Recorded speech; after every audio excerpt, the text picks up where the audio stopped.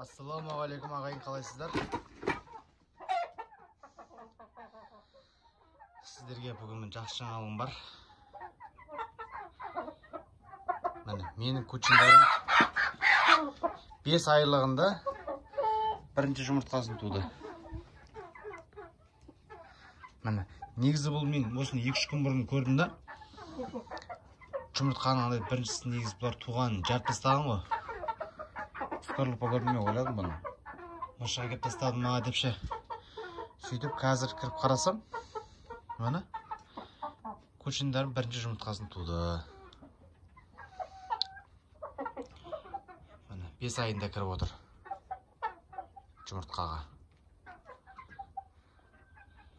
Жақсы жаңалық. Сіздерге бір көрсеткім келді. Ең бірінші жұмыртқасы кішкентай. Ең бірінші кезде кішкентай болады. Кішкене формасы да жоқ екен. Құдай қаласа жайлап уже формасына келеді. Құдай қаласа енді алдағы бір 15-20 күнде жұмыртқаға толық кіруі керек бұлар. Ертең бір жұмыртқа туатын бір орындар жасап қойсам. Сонымен құдай қаласа өзімнің көчіндерін жұмыртқасын алып отыратын боламын. Міне ағайын, бір жаңалықпен сіздерге бөлісейін дедім.